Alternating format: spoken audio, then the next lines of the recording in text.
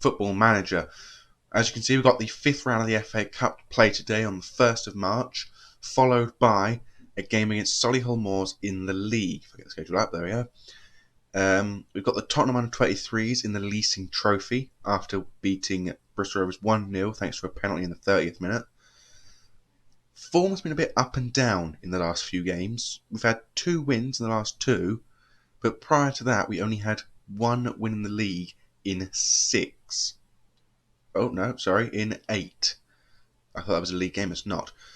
So 1, 2, 3, 4, 5, 6, and only 1 win. And to be honest with you, the draws that we had, we did not deserve the draws. The win we had, we definitely deserved that win. We dominated the Bristol Rovers game. But we're going to go into the game against Stoke on the back of 2 consecutive wins. So hopefully we can use that to our advantage. As well as that, we did manage to win the last game, which has been an improvement for the team. As you can see from the actual team itself, there is a fair few new faces, such as the goalkeeper Bradley Owen. We've got Loa Kima, still obviously in the right back position. Now we've got Dara O'Shea. Dara O'Shea in centre back. We've also got Jovan Malcolm from West Ham. You saw Niall John taken out of the team due to being cup tied. He's from Tottenham as well. Greenwood obviously there as well. We've got Shane Napier, who's another striker who's actually done okay in his first 3 games. Nothing spectacular, obviously, but nothing to be not to be troubled with only a single goal in 3 games. Other than that, it's a strong team.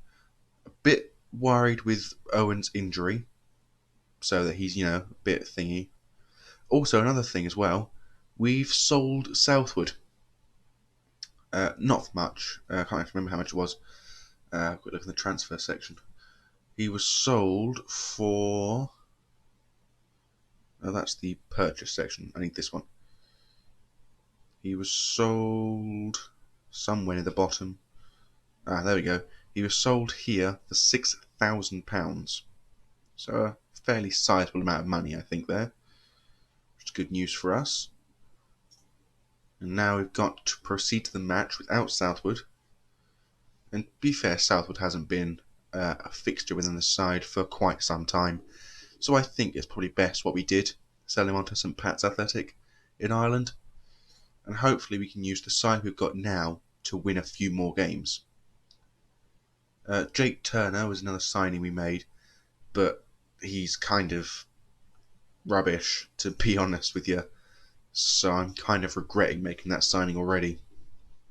He's got a 2-star current ability with the potential of 3 stars, and I really don't want to have to put him forward into the first team anytime soon. So we need to either let him go next season or try and find a way of getting him loaned out. But Stoke got an attack now with Dowell. Dowell getting out wide to Timon. Timon is trying to get tackled by Drilling, but puts the ball into the middle for Gray anyway. In for Dowell, and Dowell does score, giving Stoke City a 1-0 lead in the 12th minute. And I'm expecting that to continue to grow. I'm not expecting a comeback from us at any point. We are home in this match, so we get a bit of money from gate receipts, obviously, but nothing too big. Badu now to Mason Holgate. Holgate to Badu. Badu loses out though, and Napier chases a good ball forward. And he scores. So I was immediately put wrong by Napier. His 2nd goal of the season, coming from an assist from Keziah Sterling, with a very, very good goal, I have to admit, from such a tight angle. But I wasn't expecting us to get any goals in this match, let alone an equaliser. So hopefully with that goal we can actually push forward and actually score again if need be. Obviously we've got the replay if we don't win this match and it comes to a 1-1 draw, which will obviously be played at the Britannia Stadium. I think that's what their stadium's called still. Can't actually remember. Free kick from Dara O'Shea, plays it short to Payne. Payne back to O'Shea. O'Shea puts it in the middle for Whelan. Whelan forward to Shoshoa, puts it out wide to Sterling. Sterling tries to get the ball into the middle, but it's blocked by Tommy Smith. Ball out to Holgate, now to Etebo. Put my teeth in. Back to Holgate to Galini. Back to Holgate again. Into Badu. Badu out to Smith. Smith forward to Etebo. Back to Badu. Badu runs straight past our midfield. And back to Etebo, who has a shot and scores. So Stoke City now 2-1 up just before the half. Does give them an opportunity now to give essentially a strong second half without us being able to reply in the first one. I don't think I need to make any changes, to be honest. There isn't a player who's playing extremely poorly, other than I guess you could say Alfie Payne, but I don't think he's playing poorly enough that I can justify taking him off already. I think maybe Shoa coming off for Tasdemir could be an option, giving Tasdemir a bit of a chance to get back into the side again after his last injury. Last for a bit of creativity from the side. Down back to Etebo. In the middle of a Woods. To Etebo again. Out wide looking for Smith. Smith tries a cross but it's blocked by Boone. Badu now with the ball. Back to Smith. Smith back to Badu. In the middle, and it's a third goal now for Stoke. Ryan Woods scoring it for his 4th of the season. And this is, I'm pretty sure, what's going to happen for the rest of the match. Either Stoke City scoring more and more goals, or just being shown that we are the lesser side in this match. Which was, to be fair, an obvious conclusion to make from the fixtures. After being 1-0 down in 13 minutes, equalising 8 minutes later, isn't that impressive when you think of the stature of the club. We should not be winning this match. We shouldn't even really be scoring in the match. In the other games, Leeds United winning 1-0 against Blackburn, although I think they've actually just equalised Blackburn, so I have to shut up there. Stoke City with another attack brewing from Etebo. Back to Badu. Forward to Tommy Smith. Smith heads on to Diogo, who does again get it past our goalkeeper Bradley Owen. So now it's 4-1. And I was right, Birmingham, sorry, not Blackburn. Birmingham have equalised against Leeds. Norwich have also equalised against Chelsea, who had scored earlier on in the match. Dara O'Shea's header away gets only as far as Diogo Jota, but Gonzalo Sterling takes the ball off him and clears the ball long, looking for Napier. Napier cuts in the middle, and a poor shot from him into the side netting does leave a bit to be desired from his effort earlier on in the match. And I'm not making any changes in this match. I don't think at this point it will make much of a difference, and I don't want the subs getting themselves too overworked and too out of stamina. Obviously I made the Tasdemir change, but that's just so I can get him some game time again to boost his match fitness again. Other than that, nothing really needs to be done with him in regards to playing permanent football.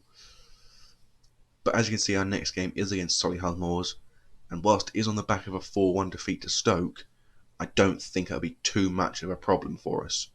And apparently they went straight to extra time. Is there no longer a replay in the 5th round? I guess not. Okay. I'd always assumed there'd be a replay after the 5th round if there was a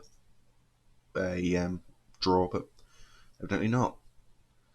Just talking about how youth no longer is effective.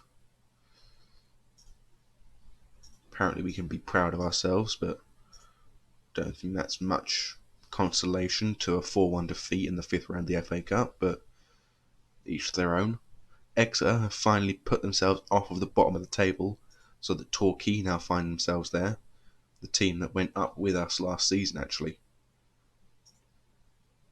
And obviously Exeter are now second from bottom, only a point away from safety, does mean that they have the opportunity to take either Salford or Cambridge down into that relegation zone. Salford, mind you, were a League One side last season, and they have drastically dropped off in form. So much so, in fact, that the other teams that are relegated with them, being that of Bristol Rovers and I believe Wycombe Wanderers, are currently the top 3 sides, and Salford are currently 4th from bottom, which is not a place they need to be. Obviously, myself being in 11th place is very good news for Boston, because it means they can take a bit of money from this season into the next season. And whether I'm here next season or not is another question, but it is still option A for them. Loa Kima is suspended for the game against, I think, is it Solihull Moors, or is it just going to be for the FA Cup games that he's suspended?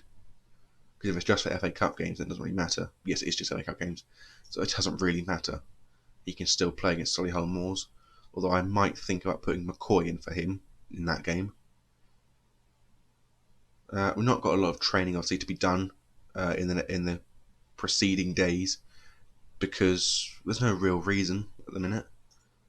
Training isn't overly extensive at this level for us yet, as we are still growing into being a professional side, and as such we're not able to put on a full training display in the midweek and in the full weeks between matches. But hopefully when we come up to the Solihull Moors game, we can get at least a result. Sebastian Nielsen is back into the first team fold, and he will be in the first team for the Solihull Moors game in place of Whelan. Oh, actually no, he'll be in for Payne, and we'll drop Eastwood from the bench, because I think that's probably the best option. Now I'll put Payne on the bench and select Nielsen for the next match. So Nielsen playing as a central midfield. Oh yeah, Tavares got suspended, so he can't play in the next game. And Tavares can come out for Vargic, who has had a rather torrid run of form in recent weeks, culminating in a 4.4 against Wycombe Wanderers, which we really did not play well in regardless. We lost that game 4-1, and according to this it says that he's probably a contributing factor. But, obviously, we don't look at that one fixture, we look at all of them. And as you can see, they're all various numbers between 6.6 and 6.9. It is a strong position for a player that arguably is still a National League player, and not quite at the League 2 level just yet. Although saying that, I think he's one of those players that is nearly capable of being a Championship player in the future. Because if I look at him, I think he is the one that's got a League 1 status, nearly. Yeah, potentially League 1. The same with Nielsen, I think. Both potential to be League 1 players in the future. Then you got players at the top up here, like Max Robson, who was signed recently, who has got the ability to also only become a League 1 player, apparently, despite being a 5-star player. So these star ratings arguably are not that important.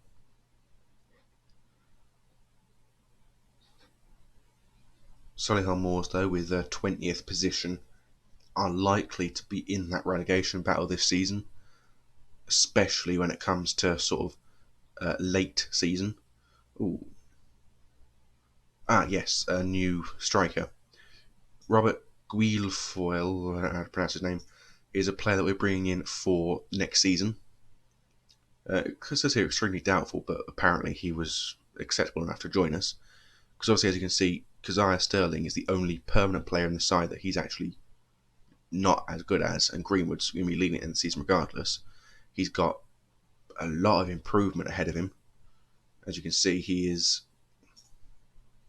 Okay, it doesn't actually come up with it, apparently. We had scouted him more than 46% last time, but apparently it's just dropped off now. He's only worth £9 at the minute, but he's 19 years old with a lot of improvement ahead of him, and he could very easily become possibly one of the best strikers at Boston. We are also expecting to get our youth intake soon, and hopefully the youth intake will provide me at least one good player that I can keep an eye on in the future, even if I'm not at Boss anymore. Keep an eye on the future to sort of bring forward with me as sort of a remembrance to my first club and the club that gave me the start that I needed in the football world. Well, that's not good. Tottenham '23 is the leading goal scorers with 13 in 6 matches. We need to be wary of them, don't we? So, as you can see, Matthew Urseg, 23 clean sheets. He has done incredibly well at Wealdstone. So much so, in fact, that Wealdstone are second in the National South, a place they were eight places away from last season. And if you actually look at the National South, teams I've got players at include Hampden and Richmond, Hendon, Brackley, Wealdstone. I think I've got one at Weymouth, and that's it. Obviously, in the north, I've got a player at FC United. I've got a player at Southport, Stockport, Altrincham, Hereford, Chorley. I've got one at Kings Lynn. I've also got one at Alfred. So there's a fair few teams I've got players with. I think that I've got a couple in the National League. I've got some with Northampton.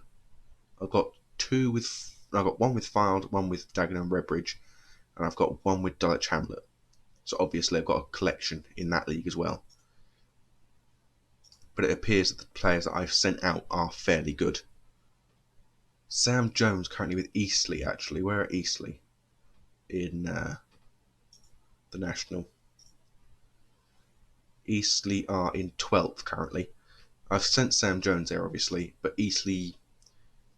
It's not that they haven't been playing him, they just haven't played him to his full potential. Played only 32 games so far, but has proven himself fairly successfully in the division. As you can see, currently operating Sky Bet League 2, Championship player in the future. That's how good this kid is. That's how brilliant this kid is. Last season was Altrincham in the National North, came up with them. Now it's at Eastleigh. Oh no, didn't come up with them, sorry, they're still down there, but he almost came up with them. Now at Eastleigh, he's actually doing better at Eastleigh than he did at Altrincham in a higher division. So evidently there are some players that do improve very quickly, as he is showing.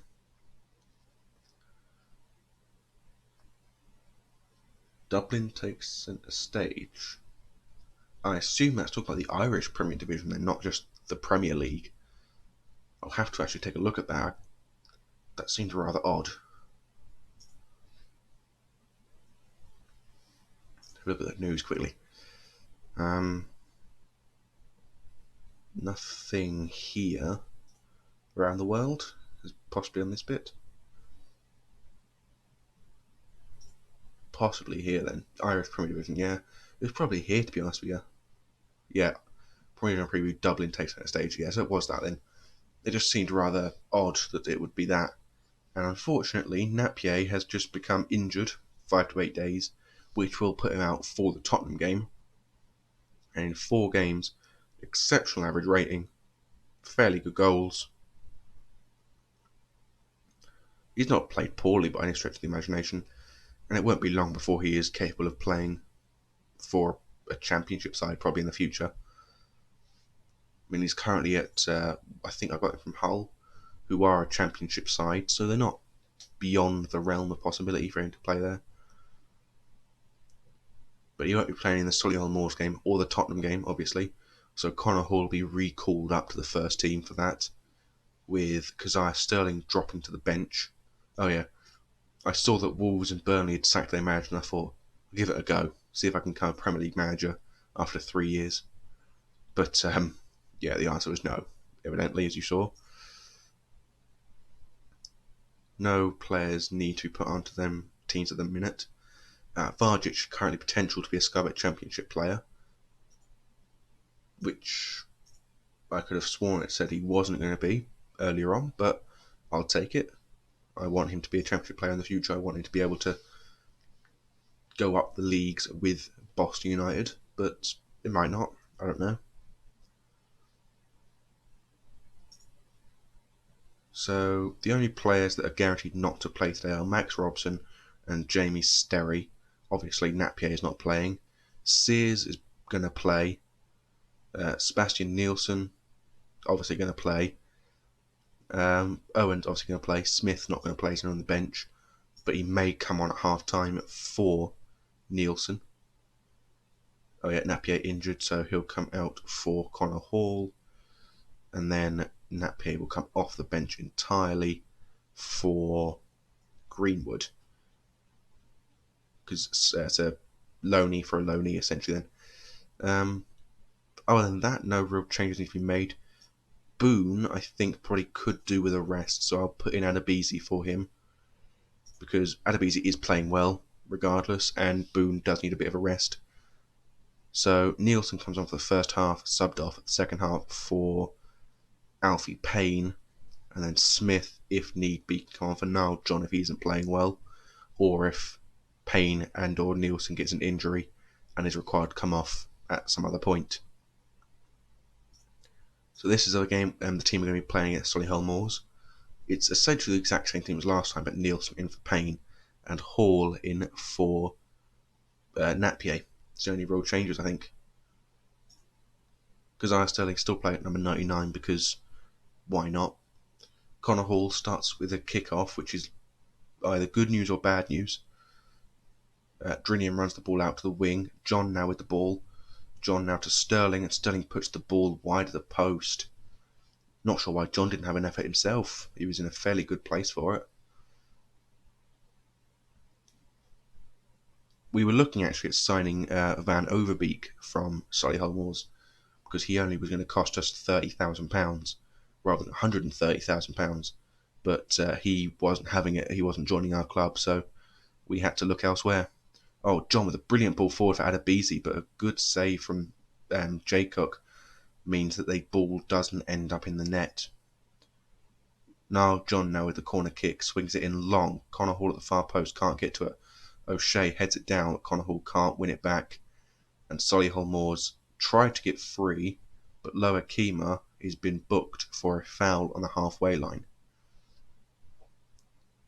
Throw in again for Lower Kema, throws it to Shoshua, back to Lower Kema, cross the ball in. The ball's headed away to Adebisi, Adebisi to Sterling, back to Adebisi, runs it past the defender, and the ball cannons off the crossbar.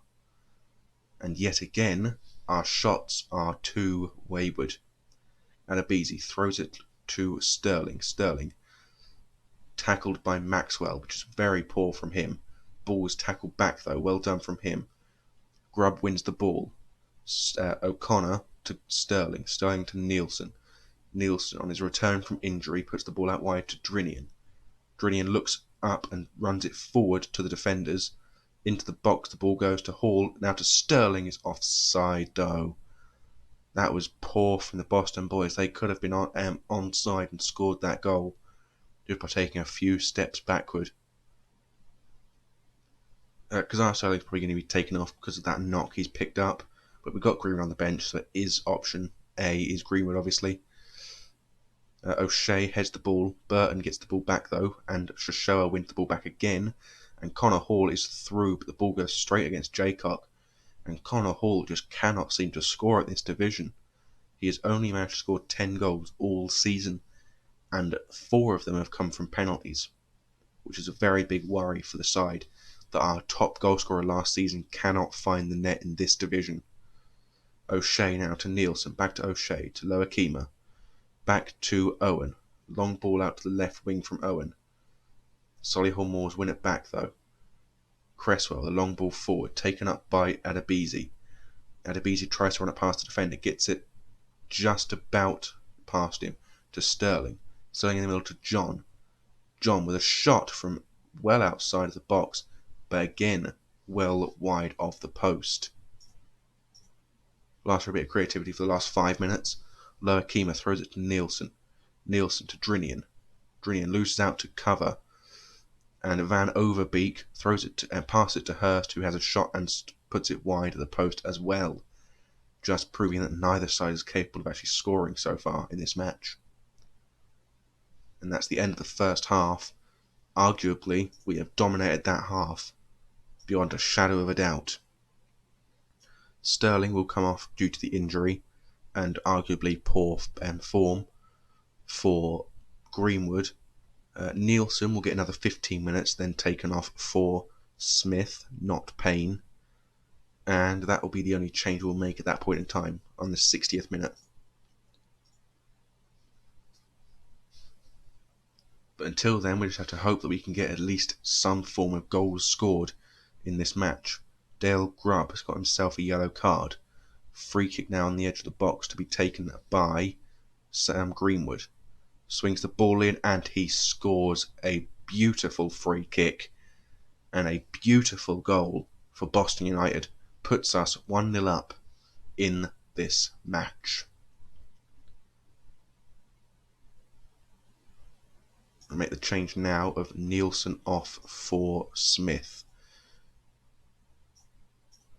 Hopefully with that change we won't risk too much in the form of any further injury, as well as he'll get himself some match sharpness. Now John puts the ball out to Lower Keema outside the box. Lower Keema touched the ball forward a little bit. Smith now to Drinian. Drinian runs it past the defender, cross into the middle, and it's a poor shot from Shoshoa. He should have really put that into the side of the goal, not in the middle, if he wanted to score it. 70th minute with a chance for now for Solihull Moors. Cover, loses out to Drinian. Drinian runs it to the inside of the box. Drinian has a shot, but it's again straight at the goalkeeper. These are very poor shots from the Boston United side, who really should be putting these shots away. 10 on target, only 1 goal scored. I'm actually going to make a third substitution now. I'm going to bring on Hector Ingram for Connor Hall. I'm going to confirm the changes. I do think Connor Hall has dropped off substantially from last season. I do not think he is, at this moment in time, our best option for striker. But with 4 minutes stoppage time left now, we have won this match 1-0. Boston United have managed to pull off another victory in the league, despite the 4-1 defeat last game against Stoke City. And I believe we've gone up a place in the table, but I could be wrong. If we have gone up to 10th place, brilliant. If not, no big deal. And one of our loanees, Harrison Reed, has scored against Hale Zoen, which is very nice. And no, he didn't go up a place in the league, which is unfortunate, but to be expected, I guess. Swindon Town lost 4-1 to Forest Green Rovers, the team below us, which actually puts them 2 points away from us currently. Carlisle did not play. Or did they? And I'm blind. No, they didn't play. Okay. Oh, Carlisle must have played beforehand. Hang on a minute. Saturday the 5th. Well, they did play. They lost 1. They beat Chesterfield 1-0. Oh, it's there. I'm completely blind. I did not actually see it. Jesus Christ. Yeah, but because Carlisle won... Oh no, actually no, they still wouldn't have been quite in range for us to actually overtake them. So I must have been thinking of a different game when we were able to go ahead of them. Ronaldo Brown playing well for King's Lynn again. King's Lynn are sort of on a slight revival from the earlier part of the season. They are wells away from the relegation zone now, so they are fairly safe. Wealdstone, again, another 2-0 win, another clean sheet.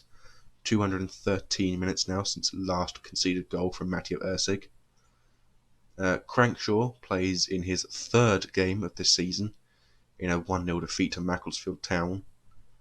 Very annoying that he's not getting his chances for Fylde, but what can you do? Hanson getting a 2-2 draw. Kennedy and Tambwe getting a 2-2 draw. Momsilo Saban getting a 1-0 draw. Shasha is a slight injury, nothing too worrying. Same for Sterling, as a tight thigh, nothing too worrying. And a vintage display gets us a 1-0 win in a game we definitely dominated. Yasin and Naya, 5-2 win for Southport over Hyde, but still couldn't score. 515 minutes he has played now, and he's scored 1 goal. It's very worrying that one of our big signings at the start of this season cannot even score goals. And Miles Roberts and Wallace came against each other today in a 0-0 draw. Hampton and Richmond's 2-1 win for Victor Fundy's side, which is good news. Hendon did unfortunately lose to Billericay, and Jake Askew's Altrincham were demolished by Bowler's Farsley, which is worrying, but nothing too bad to be worrying about at the moment for Askew. He had got 17 clean sheets for his name as well, so it's not all that big of a deal. Kingstonians have got Tommy Hughes with a 2-1 win, thanks to a goal and an assist from the man. Eastleigh did unfortunately lose as well, but nothing too bad to worry about there. They are still a mid-table side. They're still fairly strong. Greenwood obviously doing well, and Stockport's Pascal and Reed managing to get a win against against Halezone, for Stockport, which is very good news. Dwight Pascal, unfortunately, is no longer capable of playing in the permanent side as much as I'd hoped. He could have been in the first season with him, but unfortunately, after playing through 2 seasons now and getting ourselves into the actual football league, he's no longer at the level capable of playing in the first team, unlike Sam Jones will be. But for now, that is it. And the next video will either be the final of the Leasing Cup trophy, dependent obviously if we beat Tottenham Hotspur, which isn't like a guarantee, obviously, but it's a possibility. 20,000. Well, we've avoided relegation apparently. I mean, how many games are left now? There's at least 10, isn't there? There's 9 games left. That's a maximum of 27 points. Oh no, yeah, we have now actually staved off relegation guaranteed. And 27 points could actually put us all the way up to top still, so we could actually still win the league. But as I was saying, the next video would be the final of the leasing trophy when it is obviously done. Schedule. When's the final? The final's supposed to be the 27th of March.